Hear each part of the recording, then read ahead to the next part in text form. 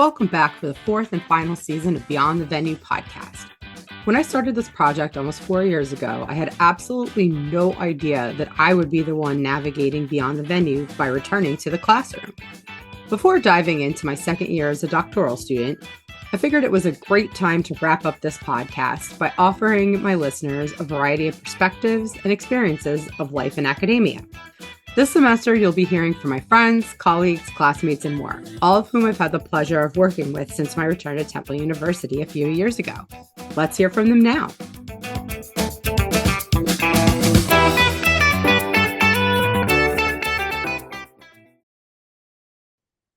So your guest today is just going to be yours truly, your podcast host, MG Hodge, future PhD. So where we left off, we left off at the end of 2022. Very last guest I had was Dr. Mike talking about his application process and then his dissertation process and kind of what life was like for him. Getting an EDD, which is something we talk a little bit more about this season. He had some great advice for my PhD application process. In terms of, kind of don't get too cocky that, put forth the very best effort you possibly can. And boy, howdy, I feel like there's no feel. I put everything into this application. It was due December 1st. And so I applied to both Temple and Drexel because I was encouraged to apply to multiple programs. I was very fortunate to be able to get in a meeting with my potential faculty advisor, Dr. Kaplan at Temple, who is the motivation guy. And it was an intense conversation that inspired me, challenged me, made me question things in a good way. And, I really appreciated part of the conversation was tell me your backstory. And, I've had a very unorthodox trajectory over the last 20, 25 years. And as soon as I got done kind of giving the elevator pitch of my backstory, he said, lean into all of it. And so I've really kept that with me going through this doctoral program, is not shying away from my passion in hospitality, but actually like leaning into it. So that's something you'll kind of see throughout the season as I bring on classmates and colleagues from school. So to kind of catch you up on what things have been like for the past year and a half, once I turned that application in, I was not expecting to hear anything until March. And luckily in January, I got my acceptance letter from Temple. I was over the moon and super excited. And, that kind of time frame was very reminiscent of 2005 when I was applying to the Fulbright grant. If I wasn't going to get it, like, what am I going to do? Same thing when I was applying for jobs in the beer industry. If I don't get this job, what am I going to do? And so, here's another existential crisis. If I don't get into a PhD program, then what is my what's next? Because I had already decided that I needed to say goodbye to MG, the venue specialist. It just wasn't bringing in the income that I would have hoped for. And I am fully aware that I will be having yet again another existential crisis a couple years from now as I go on the job hunt search. But it's going to be great because I am already building a network of amazing human beings through Temple and beyond, which I'll talk a little bit more about in a second. And so it's all about who you know. And so again, leaning into that hospitality background. So I'm not worried, and I still have a lot to learn and a lot of information to consume. So one of the things that really made me say yes to Temple, I was kind of waiting around for my to hear back from Drexel. I applied to these two schools, and Drexel was just dragging their feet. So I had the opportunity in February to talk to 4 different students who were at varying points of their dissertation process, who were educational psychologists concentrations, who all worked with the same faculty advisor that I'm working with. And getting to hear their stories. And, again, you'll hear this throughout the season of everybody is coming from a different place, but all kind of coming together for similar reasons. And getting to know them and the fascinating things that they're doing. It was a piece of the puzzle that I feel like as time was going on between the acceptance letter in mid-January, and then by the time I would go home to Texas over spring break to see friends and family, that these puzzle pieces kind of like kept getting dropped in, where it was like, say yes to Temple, say yes to Temple, having been teaching there as an adjunct, making friends, building community. All these signs just kind of kept pointing to say yes to Temple. I really wasn't getting any information from Drexel. They seemed very behind with their process, and so I had a very like kind of Parks and Rec moment. There's an episode where Ben Wyatt's trying to decide if he wants to run for Congress or not.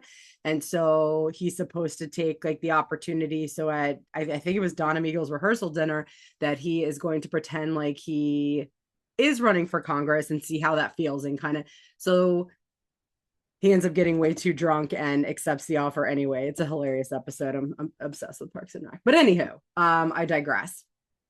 The point of me sharing that was when I'd gone home to Dallas and people were kind of asking about like what am I up to, and was explaining my acceptance to Temple and this is what I'm interested in studying. And the way I could hear myself talking about Temple, like I just knew in my gut, like I was like, this is it. And I have not regretted that choice since. Granted, it has been an insane amount of hard work. But if this were easy, everybody would have a PhD. So I took that summer knowing it was going to be like my last summer of ultimate freedom until retirement. Did a lot of traveling. I had the opportunity to get to see Beyoncé here in Philadelphia, which everyone knows I would not shut up about and would talk to anyone who would listen about how amazing the concert was. So much so that I ended up talking Bob into coming with me to see her again in Kansas City in October. And I I feel like I could have like an entire other podcast talking about Beyonce, so I won't waste all of your time. But if anybody wants to talk about Beyonce, you know where to find me. So I started my fall semester. So this is now a year ago. So I'm recording this towards the end of August. I'm gearing up to start my second year of coursework. So what was nice is I already had 2 courses under my belt. We talk a little bit more this season about non-matriculated classes. And so these are the classes that you can take before getting accepted into a program. And so I had taken both qualitative research in the fall and then quantitative research in the spring. And it was great to interact with, my classmates, like these folks that I'm gonna, kind of be in the trenches with for the next couple of years. And I joked, but in all seriousness, I was very grateful that qualitative was offered before quantitative. I don't know if I would have been as excited to apply for a PhD program if I would have had like the data-driven, sciencey heavy first, versus qualitative is kind of very focused on like personal storytelling and like lived experiences, which is something I both enjoy reading those types of articles a lot more and understanding those human experiences versus running data sets. So, which you talk to Bob, he'll definitely disagree because he has dedicated his entire life to data science, not his entire life, but his career. So fall semester, it was great because I came in already knowing a lot of folks. And so I already knew several classmates. And this is a part where I was able to lean into my hospitality background to try and like help facilitate like introducing people and making people feel a little bit more comfortable. And the first, or well, I guess this is technically the first episode, but next week's episode where I interview Amy, her and I had Tim FC's class together, and Tim did a really good job facilitating and cultivating community within the class. And so we all felt, pretty comfortable and pretty vulnerable with each other. And it was really interesting the way that he set up the class in terms of the papers that we had to do. So Amy and I talk a lot next episode about kind of these different like philosophical ideals. And so with her as a behaviorist, it's all about Skinner. And so when you're reading all these philosophers and like their different ideals and trying to decide like where I kind of fit in, um, towards the end of the semester, we talk a lot about postmodernism. And so one of our assignments, I think it might have been our third paper, that we were instructed to find an article within our field and critique it with a postmodernist perspective. And so he didn't even give me a choice. He said, "You're going to critique yourself." So what I mean by this, so a girlfriend of mine that I had known and had classes with in my non-matriculated classes, she had Tim's class the year prior. So when her and I were taking qualitative together. And she told me that she picked for one of her Tim paper assignments. I think it was just pick whatever ism you want to pick and pick an article, pick an ism, tell me how it's that specific ism. And so she decided to pick Ben and I's beer paper, Ticket to Intoxication, that we've talked about in season 2 and season 3, probably. And so she wrote about the beer paper and said it was, I think, positivist and post-positivist. Please don't quiz me on what all of these mean. This is what Google's for. So it was a really well done paper. And so this is how Tim became familiar with Ben and I's work. And so Tim and Ben were already friends and colleagues, both being professors. And so I had met Tim at orientation in April. And so he's like, oh yeah, I know your work, my one published work for now. And so as soon as the assignment was given, he's like, you are going to critique yourself. And let me tell you, this was one of the coolest, weirdest exercises I've done since being a doctoral student. It was getting a chance to reflect on the work that I wrote in 2011. And so to come at this 2011 work with the knowledge that I have now with a 2023 lens, it was, I asked if I could write it in letter format. And so it was great. I was able to kind of pick apart things that didn't really fit with postmodernism. So, asking about race, asking all of these, like, kind of like really difficult, like, why didn't you ask about this? Why did you do this? And it was great to be able to see how much I've changed and how much I've developed over the last 12 years. And so such a cool experience.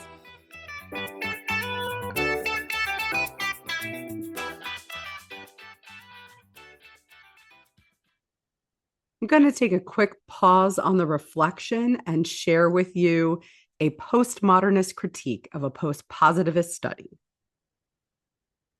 Dear Hodge et al., I came across your article, Ticket to Intoxication, exploring attendees' motivations for attending craft beer events while doing research for my coursework. As a postmodernist scholar, I have some serious concerns about your paper. Your study sought to understand what motivated people to attend beer events. How does that help society? Why did you think this was such an important topic to cover? Craft beer drinkers aren't in the shadows, and you certainly have failed to decenter the white male experience. I say this based on my personal knowledge of the craft beer industry's version of the #MeToo movement in 2021, in which many white men in positions of authority within the craft beer industry were called out for their abuse of power and toxic behavior. Your study did not ask for any demographic information except for age and gender, which is also problematic. Your respondents were just over 70% male, but why was more demographic information not collected? I recognize that in your paper, you do address the why, including the fact that previous research indicates that demographic data are poor predictors of festival attendance motivation when examining psychological factors. But shouldn't you have tested that theory for yourself? Previous research is not generalizable. You also stated that race and ethnicity, socioeconomic status, or other demographic information were not part of our research questions. But why not? You're looking at motivation and identity, so why wouldn't race and ethnicity be a part of your research questions? Your quantitative study used a variety of statistical methods to interpret your data. However, data can be interpreted in any way you want in order to answer your research questions in the way that you see fit. In your section, Relationships Among Variables, your only argument is that people attend beer festivals to get drunk. The analysis of relationships between variables creates a static view of social life that is independent of people's lives. Stating that people only go to beer festivals to get drunk produces an artificial, fixed, and frozen social unreality, whereas social reality is really alive and constantly being created through processes of interaction by its various members. I argue that this process of studying the relationships between variables, as you've done with your statistical analysis, dismisses the process of interpretation or definition that goes on in human groups, which leads me to my next argument. Why did you not conduct a qualitative study? Why did you have a barrier between yourself and the people whose motivations you sought to understand? Let the festival goers speak for themselves. Even though the results would have not been generalizable, the results produced by your statistical analysis are not generalizable. You can't authentically represent all craft beer drinkers, but I am very curious as to what types of responses you would have received through interviews and field observations. You discussed the varying types of events you attended to collect surveys. The number of attendees at these events ranged from 10 to 2,000. The venues range from large-scale festivals to smaller events at local bars, and you used the same survey at all of these events. I think this was a very invalid approach, as you tried to assume universalism, but I believe that each situation is different and calls for special understanding. Paying $50 for an all-you-can-drink beer festival is different than going to a bar, and I argue that the motivations are different. I think that a qualitative study would help best answer that argument. However, I would still acknowledge that as lowercase truth and not generalizable. In my opinion, your findings and conclusions aim to establish hierarchy, to be authoritative, stating that the measures used for the current study prove to be a theoretically valid and statistically reliable measure for assessing beer tourist motivations to attend craft beer events. However, there is a limited literature surrounding the craft beer industry, and you present your findings as capital T truth. As I stated before, your study does not contribute to improving society or uplifting the marginalized. At least with a qualitative study, you could have learned more about the human experience as opposed to generalizing the fact that people at beer festivals are just there to get drunk. I look forward to your response. Best, MG Hodge, doctoral student. Dear MG, thank you for your feedback. My limited understanding of postmodernism includes the fact that explicit postmodern criteria are needed if postmodern inquiry is ever to become a viable alternative to modern social science. With that said, I need more concrete criteria from you as to what it means for you to be a postmodernist if I am going to fully take your criticism seriously. Additionally, it is my understanding that postmodernists have little interest in convincing others that their view is best, the most just, appropriate, or true. In the end, the problem with postmodern social science is you can say anything you want, but so can everyone else. Some of what is said will be interesting and fascinating, but some will also be ridiculous and absurd. This is exactly how I feel about your critique of my work. However, as a positivist/post-positivist, I'd like to respond to a few of your points. My original study was conducted in March 2011 and served as the basis for my master's thesis. Unfortunately, at the time, the craft beer industry was very white male dominated, and although it did occur to me at the time to ask about race and ethnicity, I explained in my paper the following. We did not collect other demographic data for the following reasons. One, because previous research indicates that demographic data are poor predictors of festival attendance motivation when examining psychological factors. Two, to increase the response rate by asking fewer demographic questions. And three, because race and ethnicity, socioeconomic status, or other demographic information were not a part of our research questions. As a young scholar, it did not occur to me to ignore this advice from previous research, and it also would not have occurred to me to allow attendees to self-identify both race and gender. Although I am no longer conducting research within the craft beer industry, I'm still interested in identity and motivation, and I recognize the influence that gender and race have on both. You asked me why this was not a qualitative study, and I must tell you that this study was born from a qualitative study. I was taking a consumer behavior class as a part of my master's program, and at the same time, I was working as an intern with a local brewery representative. As I was working festivals with her, I started to question the behavior I was noticing around me. For my class, I wrote a qualitative paper about motivations to attend beer events, which consisted of open interview questions I asked of event attendees. As a current qualitative researcher, I would absolutely rewrite my approach, and I would change the study to include interviews and field observations to gain more insights into attendees' motivations. When I wrote this paper, I was more of a positive post-positivist. However, over the last few years, I left the beer industry for higher education, and I have evolved into more of a postmodernist like yourself. I appreciate a healthy debate, and I thank you for contacting me directly as opposed to besmirching my work on ResearchGate. I wish you the best of luck with your doctoral program, and I look forward to reading your work in the future. Best, Hodge et al.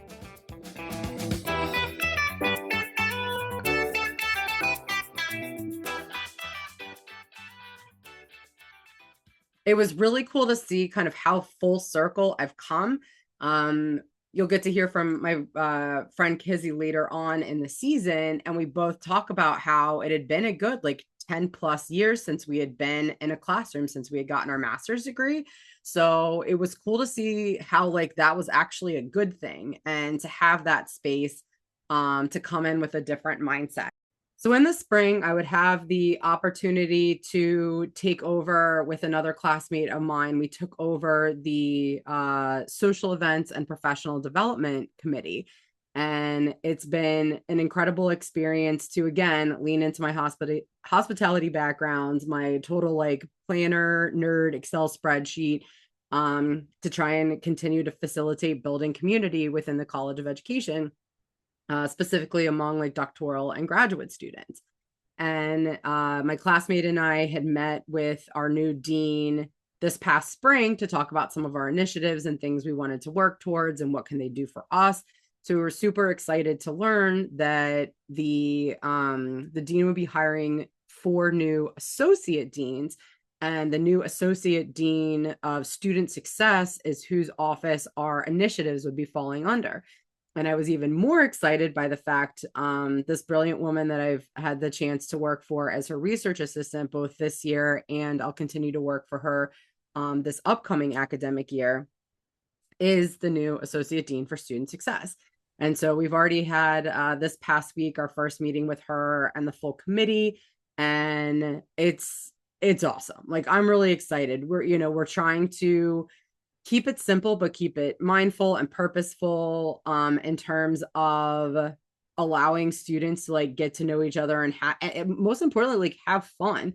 Because our college doesn't really have cohorts. And so you have to purposefully build community. And I've leaned a lot on things that I learned and loved from being a part of the Wellstruck community. So Sarah Zero, the founder of Wellstruck, got a chance to talk with her in season 3 of this podcast, and the whole episode with her is basically a love letter to Wellstruck. And so I'm really excited about the plans that we've put forth, and I'm really hoping that these events go well and can continue to build off from each other, to really make people know that they belong, and that you have a support network of people who are going through very similar things as you.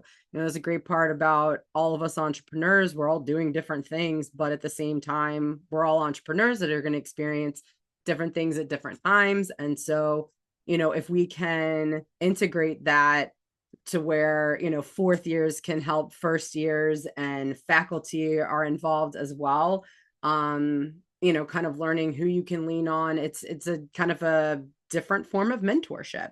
So really excited to see how that's going to go this year.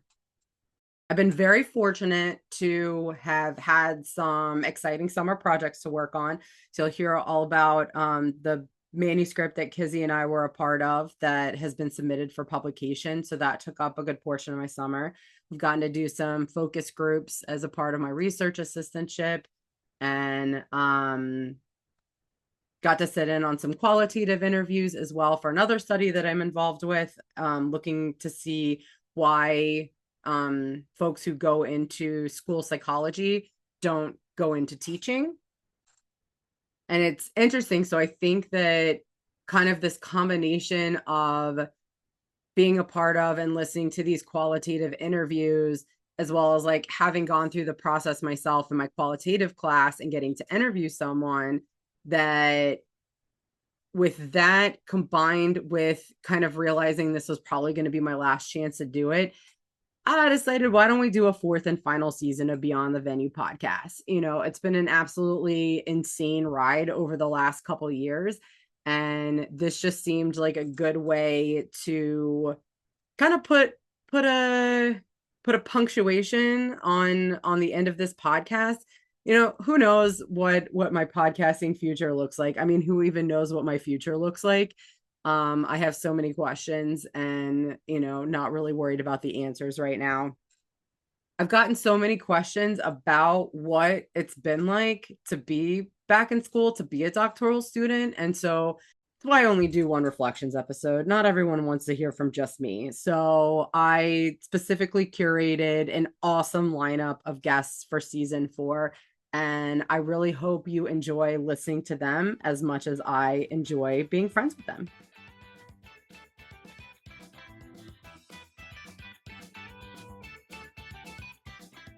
Thanks so much for listening to today's episode from the 4th and final season of Beyond the Venue podcast. New episodes of this final season will drop on Fridays throughout the fall semester. Follow Beyond the Venue podcast on Instagram for details and updates about each episode, and stream all 4 seasons on your favorite podcast platform. Thanks so much for your support.